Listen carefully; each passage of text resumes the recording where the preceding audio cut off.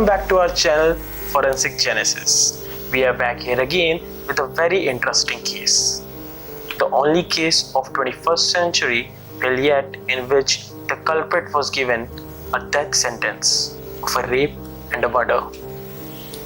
The victim of this case was Hetal Parikh, 18-year-old school-going girl. And the culprit of this case was Dhananjay Chatterjee, the security guard of the apartment in which the victim was living. The crime scene was flat number 3A, 3rd floor, Anand Apartments, Calcutta, West Bengal. This case started on 2nd March 1990 when Hetal Parikh told her mother of the teasing by the security guard Dhananjay Chatterjee.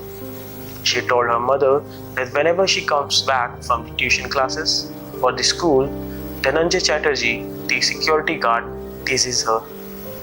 And on one day, he also proposed her for going to cinema hall. But the Hetal Parikh refused her. After listening this, Yashomati, the mother of the deceased, told her husband Nagesh Parikh about the incident. After listening this, Nagesh Parikh told and discussed the incident to the secretary of the building. In return of the discussion, the secretary of the building changed the deployment of the security guard from the Anand Apartments to the Paras Apartments. The incident of the murder and the rape case held on 5th March 1990. As per the normal routine, Nagradas Parikh and Bhavesh Parikh, father and the brother of the deceased, respectively left for their place of business and college in the morning on 5th March 1990. Bhavesh returned to the hut at about 11:30 am and after taking his meal, he left for his father's business. The deceased returned to her flat after taking the examination at 1 pm. Yashomati used to visit the Lakshmi Narayan Mandir between 5 to 5:30 pm daily. So as per the normal routine, she went for the darshan at the Lakshmi Narayan Mandir. On the same date at the same time, the security guard Dhananjay Chatterjee visited the flat.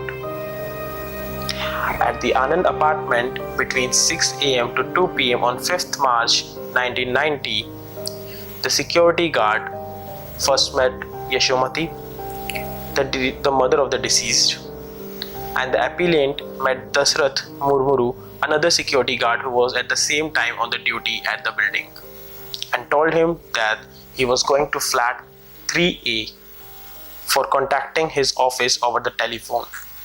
The appellant used the lift to go to the flat, and at that time also he met another person known as Bijoy Thapa. When Yashomati came back from the temple, she was going to her flat. Then Bijoy Thapa told Yashomati that Dhananjay Chatterjee has visited his flat. After listening this, Yashomati got nervous because he visited at the flat when no one at the home except the Hetal Parikh. She ran to the flat, rang the bell, but no one came to open the door. Eventually, the lock of the door was broken open by the neighbors, their servant, and the response team. As she entered the flat along with some of her neighbors, she found that the door of the bedroom of the Hetal Parikh was open, and the deceased was lying on the floor. Her skirt and blouse had been pulled up, and her private parts and the breasts were visible. There were the patches of blood and near her head as well as on the floor, bloodstains on the hands and vagina. Her wearing apparel were blood-stained. Her torn panty was lying around the entrance of the door, and deceased appeared to the unconscious at that time. On seeing that the deceased is unconscious, the Yashomati, mother of the victim, ran towards the hospital by carrying the deceased in his hands. But a doctor of the same apartment saw this thing. He came and checked the deceased and declared her dead. At that time, immediately Yashomati called her husband and told whole incident. At the same time, the police were called. There was no eyewitness of this case, and this whole case was based on the circumstantial evidences. Hetal Parikh, the unfortunate young school-going girl of about 18 years of age, had been subjected to rape before her death, and that death was homicidal in nature, stands amply established by the testimony of Dr. Dipankar Guha. According to the doctor who took the post-mortem, he stated that he has found the blood from the nostrils and the face of the victim. He has found the semen on the pubic hair, and in report he stated that the fracture and the dislocation of hyoid bone on its greater cone of left side is found. And in his opinion of the post-mortem report, he stated that the death was due to the fact of smothering with strangulation, and injuries were antemortem and homicidal. According to the report of the senior scientific officer cum assistant chemical examiner, Forensic Science Laboratory, Government of West Bengal, he found that the semen was detected on the panty and the pubic hair of the victim. The presence of blood-stained marks of violence on the face of the deceased and the state of her clothes indicated that the victim had offered resistance but was helpless. The evidences which were collected from the crime scene were a cream color button, torn panty of the deceased, a broken chain, and the earth of blood stained. All these were seized and sent to the Forensic Science Laboratory, West Bengal. After the charge sheet filed, the trial began in the session court, and session court gave death sentence to the culprit Dhananjay Chatterjee. Then the culprit filed an appeal in the High Court, but High Court upheld the death sentence. Similarly for the Supreme Court also, and Supreme Court given the date of death sentence of 25th June 2004, but the culprit side lawyer given the mercy petition to the President,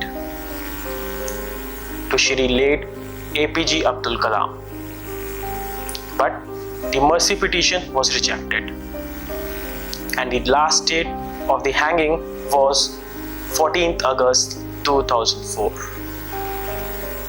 The Supreme Court given the statement by giving the death sentence was that this case is rarest of the rarest, which calls for no punishment other than the capital punishment, and we accordingly confirm the sentence of death imposed upon the appellant for the offence under section 302 IPC.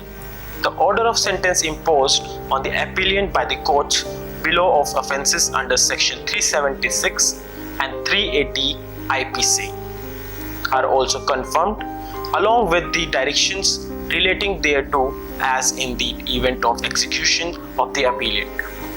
Those sentences would only remain of academic interest.